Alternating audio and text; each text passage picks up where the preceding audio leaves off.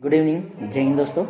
आज बहुत ही शानदार एक टॉपिक आप लेकर आ रहा हूँ जिसमें शिशु की जो प्रारंभिक देखभाल है उसके संबंध में और उसकी जो केयरिंग है, उसका खाना, पोषण, इन सब के लिए। तो शिशु की पोषण की अवस्थाएं जो है उसके बारे में और किशोर वगैरह के बारे में भी बहुत कुछ है। तो इस वीडियो से आज आप लोगों को बहुत कुछ सीखने के लिए मिलेगा, बहुत कुछ जानने के लिए मिलेगा, क्योंकि एग्जाम में ऐसे ही क्वेश्चन आते हैं महिला सुपरवाइजर में। चलिए क्वेश्चनों को सॉल्व करते हैं, समय ज़्यादा नहीं व्यतीत करेंगे, आप लोगों का समय बहुत ही कीमती है। पहला प्रश्न है, माता के प्रथम दूध में क्या गुण होते हैं? Qualities of first milk of mother is vitamin A की अधिकता, रोगों से लड़ने की ताकत या क्षमता, उपरोक्त दोनों सही और इनमें से कोई नहीं। तो आप लोगों को स्वाभाविक से इसका उत्तर पता होगा, दोनों सही। क्लास में बहुत अच्छे से आप लोगों ने सीखा होगा, पढ़ा होगा या किसी न किसी सोर्स से पढ़ा होगा। अगला प्रश्न है प्रश्न नंबर 2। प्रश्न 2 कहता है कि स्तनपान से शिशु को होने वाला फायदा क्या है ना? Advantage of breast feeding for infant is, मतलब शिशु को इन्फेंट भी कहा गया है या शिशु भी कहा गया है छोटे से रूप में। तो इसको देख लीजिए, माता का दूध सुपाच्य होता है, बिल्कुल सही है। शिशु को संक्रामक रोग होने की संभावना कम होती, यह भी सही है। और डी हो जाएगा बोथ। तो क्वेश्चन को थोड़ा सा घुमा के ऐसा पूछ लिया है, आप लोग यहाँ आंसर लगा सकते हैं बोथ। अगला प्रश्न है कि स्तनपान कराने वाली महिला को प्रतिदिन कितना कैल्शियम लेना चाहिए? आप लोग इनके जो भी क्वेश्चन है, क्योंकि आज मैं वीडियो रिकॉर्ड इसलिए करके भेज रहा हूँ क्योंकि मैं अभी ट्रेन में हूँ, तो स्टेशन वगैरह पर और यहाँ वीडियो लाइव नहीं चला पाऊंगा, इसलिए आप लोगों को आज वीडियो रिकॉर्डेड भेज रहा हूँ। क्लास आपकी होती रहेगी, तो आप लोग प्रश्नों को सॉल्व करिए और कमेंट्स कर देना उत्तर मुझे, है ना? तो मुझे समझ में आएगा कि आप लोग बहुत अच्छे से देख रहे हैं, समझ रहे हैं। अगर कोई क्वेश्चन में गड़बड़ी है या ऑप्शन में गड़बड़ रहेगा तो वो भी आप लोग मुझे सजेस्ट कर सकते हैं। कि क्वेश्चन है, स्तनपान कराने वाली महिला को प्रतिदिन कितना कैल्शियम लेना चाहिए? तो उन्हें 1000 से 1200 के आसपास, मिलीग्राम के आसपास लेना चाहिए। इसमें 1200 नहीं लिखा है, तो आप 1200 मिलीग्राम और ऐड कर सकते हैं, मतलब 1000 से 1200 मिलीग्राम के आसपास लेना चाहिए।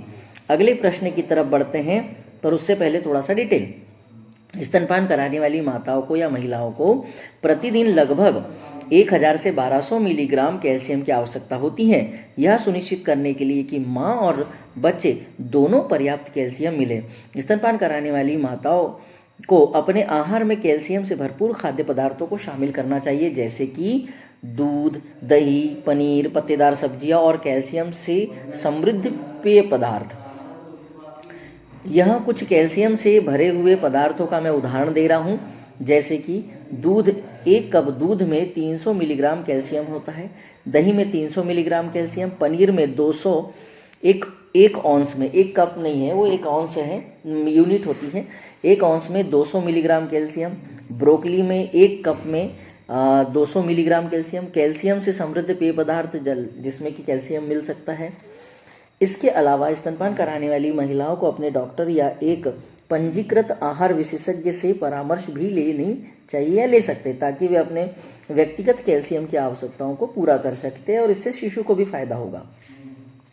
अगला प्रश्न है प्रश्न नंबर 4। प्रश्न नंबर 4 क्या कहता है कि प्रश्न नंबर 4 कहता है भाई कि 6 माह के बाद शिशु को खालिस्तान देना चाहिए।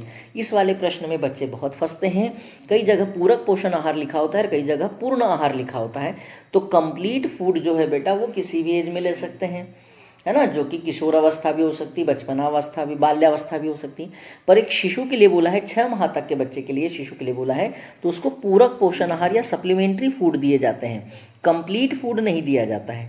दोनों में अंतर होता है बेटा, ये और इसमें दोनों में अंतर है, इसलिए आपको उत्तर कहाँ लगाना है? सप्लीमेंट्री फूड में लगाना है। और मैंने क्लास में बहुत अच्छे से आप लोगों को समझाया कि सप्लीमेंट्री फूड कैसे तैयार किए जाते हैं। अगला क्वेश्चन है, स्तनपान कराने वाली माँ को आहार में प्रतिदिन प्रोटीन की आवश्यकता पड़ती है, तो कितने ग्राम प्रोटीन की आवश्यकता पड़ती है? प्रश्न नंबर 5 है, इसका उत्तर है, आप लोगों को सभी को पता होगा, 70 ग्राम के आसपास आवश्यकता पड़ती है, तो आप लोग 70 ग्राम लगा सकते हैं। प्रश्न नंबर 6 कहता है कि जन्म के पश्चात शिशु विभिन्न शारीरिक क्रियाएं करता है, जिसमें कि होती हैं, कौन कौन सी क्रियाएं होती हैं? पाचन क्रिया शुरू कर देता है, बिल्कुल सही है। तापमान नियंत्रण कर देता है, क्योंकि माता कि गर्भ में जब शिशु होता है या गर्भस्थ शिशु की बात करें तो उस समय का टेम्परेचर अलग होता है, और जब जन्म के बाहर का वातावरण के साथ संपर्क में आता है तो उस समय टेम्परेचर थोड़ा अलग रहता है। रोग प्रतिरोधक क्षमता विकसित होने लगती हैं, उपरोक्त सभी। तो बिल्कुल सारी बातें सही हैं, इसलिए आंसर क्या लगाएंगे, उपरोक्त सभी या उपर्युक्त सभी। 7 का आंसर आप लोगों को, 6 का आंसर मिल चुका है, 7 का आंसर देखिए। पर पहले प्रश्न पढ़ते हैं। शुरुआती 2 या 3 दिनों के दौरान दुग्ध ग्रंथियों से पतला एवं पीला तरल आता है जो सामान्य दूध से भिन्न होता है, उसे क्या कहते हैं? विशेष दूध, कत्थई दूध, कोलोस्ट्रम या पीयूष। और पीयूष इसलिए कहते हैं बेटा क्योंकि जो ये कोलोस्ट्रम होता है इसको अमृत तुल्य माना जाता है, और अमृत का पर्यायवाची है पीयूष। और कोलेस्ट्रेल क्या लिखा है, कोलेस्ट्रेरॉल, कोलेस्ट्रॉल नहीं होता है ना, सही आंसर हो जाएगा पीयूष या कोलोस्ट्रम।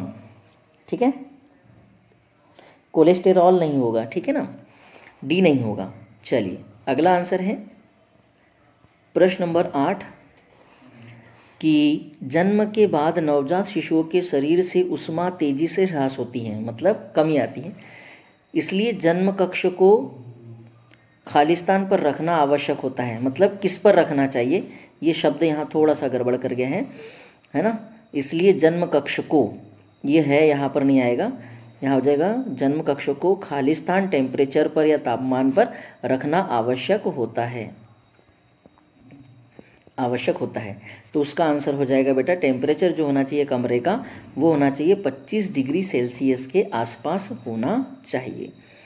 ठीक है, तो सही उत्तर हो गया आपका 2। अगला प्रश्न है, गर्भकालीन या गर्भावस्था में पर्याप्त भार वृद्धि वाली सुपोषित महिलाओं को स्तनपान के आरंभिक 6 महीने में अपने खाद्य अंतर्ग्रहण की वृद्धि करनी चाहिए। कितना प्रतिशत वृद्धि या कितना प्रतिदिन कैलोरी ऊर्जा वृद्धि आपको करनी पड़ेगी? जो स्तनपान कराने वाली माता हैं उनकी बात कर रहे हैं, तो उन्हें 600 कैलोरी प्रतिदिन लेनी चाहिए, ऐसा कहा गया है। 600 कैलोरी ऊर्जा चाहिए होती है, इसलिए प्रतिदिन के हिसाब से है ये, है ना। अगला आंकड़ा देखिए, स्तनपान में अवपातन या तनुकरण या जिसको कहते हैं लेट डाउन प्रतिवर्त के लिए उत्तरदायी हार्मोन कौन सा होता है? जो कि वो होता है ऑक्सीटोसिन।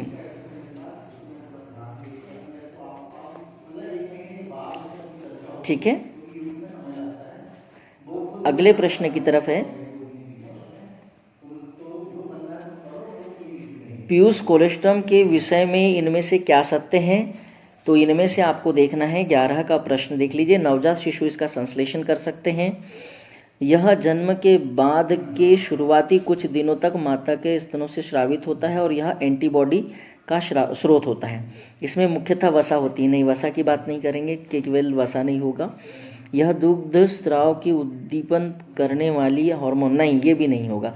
सही उत्तर हो जाएगा 2, जन्म के बाद शुरुआती कुछ दिनों तक माता के स्तनों से स्रावित होता है और यह एंटीबॉडी का स्रोत होता है। अगला प्रश्न देखिए, प्रश्न नंबर 12 क्या कहता है, लैक्टोज केवल खाली स्थान में उपस्थित होता है किसमें? तो लैक्टोज जो होता है वो होता है मिल्क में, दूध में। अगला है 13 का, देख लीजिए थोड़ा सा रूप। 13 में लिखा है, स्तनपान के 0 से 6 माह के दौरान ICMR 2010 द्वारा अनुसंधित अतिरिक्त कैलोरी की आवश्यकता होती है। कितनी आवश्यकता होती है? तो ये आवश्यकता होती है बेटा 600 कैलोरी की आवश्यकता होती है। कितनी कैलोरी की आवश्यकता होती है? 600। अगले प्रश्न की तरफ चलते हैं। प्रश्न नंबर 14 कहता है कि जन्म के बाद शिशु व माता के बीच त्वचा से त्वचा, जिसको स्किन टू स्किन कांटेक्ट, संपर्क के कारण क्या लाभ होता है? तो बच्चे को एक तो सबसे पहले कंगारू स्थिति कहते हैं इसको, है ना। माता शिशु को गर्म बनाए रखती है, बिल्कुल सही है। माता और शिशु के बीच समीपता से माता में शिशु से जुड़ाव या लगाव उत्पन्न होता है, बिल्कुल सही है। इस संपर्क से आरंभिक स्तनपान सफल हो पाता है, जो कि बच्चे के लिए अधिक लाभकारी होता है। तो सही हो जाएगा बेटा डी, उपरोक्त सभी सही होगा। अगला प्रश्न है प्रश्न नंबर 15 कि स्तनपान करा रही महिला की ऊर्जा आवश्यकता खालिस्तान पर आधारित ऊर्जा के लिए आवश्यक है। मतलब किसके लिए आवश्यक है ये पूछा गया। अगर इस प्रश्न को आप लोग हिंदी में सही नहीं पढ़ पा रहे होंगे तो इंग्लिश में भी लिखा है, आप लोग वहाँ पर भी देख सकते हैं। तो इसका आवश्यक जो उदाहरण है, आंसर है वो है उपरोक्त सभी, क्योंकि इसमें भार एवं शरीर का संगठन कायम रखने में भी मदद करता है, शारीरिक गतिविधियों के एक स्तर को भी बनाए रखने में मदद करता है, और ब्रेस्ट दूध से उत्पादन में भी मदद करता है। इसलिए सही आंसर हो जाएगा डी। अगले प्रश्न की तरफ बढ़ते हैं। प्रश्न नंबर 16 क्या कहता है, यह अनुशंसा की जाती है कि प्रसव के बाद के आरंभिक 6 महीने में नवजात शिशु को केवल खालिस्तान दिया जाए। क्या दिया जाना चाहिए? बोतल से दूध या आहार पिलाया जाए, दूध छुड़ाया जाए, ब्रेस्ट फीड कराया जाए, या डब्बे का दूध दिया जाए? तो सही आंसर हो जाएगा ब्रेस्ट फीड कराना चाहिए, है ना, माता का दूध देना चाहिए। अगला है प्रश्न नंबर 17 क्या कहता है कि सामान्य स्त्री का मासिक धर्मचक्र कितने दिनों का होता है ना, मेंस्ट्रुअल साइकिल कितने दिन का होता है ये पूछा है। तो सही आंसर हो जाएगा 28 दिन। कितने दिन का होता है? 28 दिन का होता है। सी आंसर लगा सकते हैं। और सेकंड लास्ट प्रश्न है, 2-3 प्रश्न है कि किशोर अवस्था में कुपोषण के दुष्प्रभाव हो सकते हैं क्या क्या। दुष्प्रभाव क्या क्या हो सकते हैं कुपोषण के, वो देख लेना है आप लोगों को। 17 का आंसर आप लोगों ने क्या लगाया था? सी। चलिए 18 का आंसर देख लीजिए। 18 में क्या बोल रहा है कि किशोर अवस्था में कुपोषण के दुष्प्रभाव हो सकते हैं। अधिक शिशु मृत्यु दर हो सकती है, बिल्कुल सही है। अधिक मातृत्व मृत्यु दर हो सकती है, कम वजन के बच्चे पैदा हो सकते हैं, उपरोक्त सभी। मतलब सी आंसर लगा देंगे क्योंकि वो वहां लिखा हुआ है इसलिए, है ना, 3 या सी। अगला प्रश्न है सेकेंड लास्ट प्रश्न आज का कि किशोरियों के, लड़कियों की बात कर रहा है, किशोरियों के पोषण को प्रभावित करने वाला कारक कौन से होते हैं? पोषण ज्ञान का अभाव, बिल्कुल सही है। पोषण संबंधित अवधारणाएं और अंधविश्वास, जैसे पदार्थ के ठंडा या गर्म होने के कारण उन्हें आहार में शामिल नहीं करना, असंतुलित भोजन जैसे लौह तत्व, विटामिन सी और कैल्शियम से भरपूर भोज्य पदार्थ की कमी, और ये सभी। तो सही आधारित आंसर जो है वो डी है। हालांकि मुझे ये सारी डिटेल यहाँ से हटा देनी चाहिए थी तो फिर थोड़ा सा कन्फ्यूजन होता, पर मैंने जानबूझ के रख दिया है, ये सब चीज़ें भी हैं। और अगला प्रश्न जो है वो है किशोर अवस्था में कुपोषण के कारण क्या हो सकते हैं। अच्छा, वहाँ देखिए क्वेश्चन थोड़ा सा घुमा हुआ है। यहाँ क्वेश्चन था कि प्रभावित करता है, प्रभावित करने वाले कारण क्या है, पोषण को प्रभावित करने वाले थे, और यहाँ बोला है कि किशोरियों में कुपोषण के कारण क्या क्या हो सकते हैं, वो और कैसे पैदा हो सकते हैं कारण। तो अपर्याप्त एवं असंतुलित भोजन, किशोरियों के ऊपर घर के कामों की जिम्मेदारी, 18 वर्ष के पूर्व ही किशोरियों का गर्भधारण और असुरक्षित मातृत्व।